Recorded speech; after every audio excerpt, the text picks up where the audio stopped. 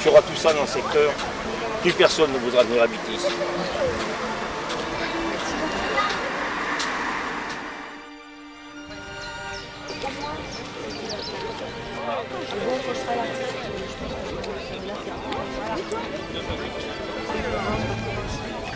Ça fait 3 ans que je suis maire de la commune. Ça fait 3 ans que je me bats. Souvent seul. Que ce soit ici, à la communauté de communes, je suis aussi vice-président. Et je me suis beaucoup battu pour la méthanisation. Et je n'ai pas toujours été accompagné comme on aurait pu l'être. Parce que, pour des raisons X ou Y, quand c'est chez le voisin, il faut toujours dire que c'est bien. Hein. Les éoliennes, c'est formidable. Chez les autres. Alors aujourd'hui, à force de relayer, il y a une des associations qui est sur bas commune, PR45, avec qui on travaille face à tous ces projets, mais c'est très difficile parce que chacun a des intérêts différents. Mais justement, qu'est-ce qui vous mobilise aujourd'hui contre ce projet? Est-ce qu'il y a une raison vraiment forte? Moi, oui, j'ai 3 raisons, au moins. Il y a 2 unités de méthanisation. Tout ça sur 2 km carrés. Oui, mais c'est l'enchevêtrement des deux.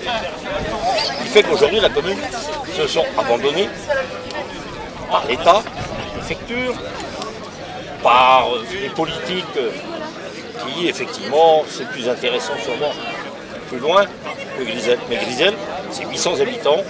On a réussi à se faire entendre. Pas encore assez à mon goût. D'accord. Mais ma question c'était, voilà, les éoliennes. Vous au-delà de Grisel. Donc qu'est-ce qui, d'après vous, mobilise les autres élus contre ce projet? C'est quoi la raison? Qu'est-ce qui vous mobilise ce projet?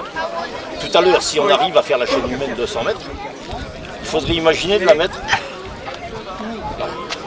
Et là, peut-être que les gens vont commencer à se rendre compte de ce que ça va représenter. Vous savez, 200 mètres, il y a des montages qui ont été faits, c'est plus haut aussi haut que la tour Montparnasse. Alors ça ne parle pas beaucoup ici parce qu'on est en pleine campagne. Mais ça va faire très et beaucoup de bruit. Parce que vous savez, pour dire aux gens ça ne fait pas de bruit, on nous invite à aller visiter les champs d'éoliennes. Alors si vous allez au pied de l'éolienne, vous n'allez pas avoir beaucoup de bruit. Plus vous allez vous en éloigner, plus vous allez avoir de bruit. Et mettez-vous à la place des gens qui habitent dans le secteur. Leur maison aujourd'hui, elle vaut quoi? Pas grand-chose.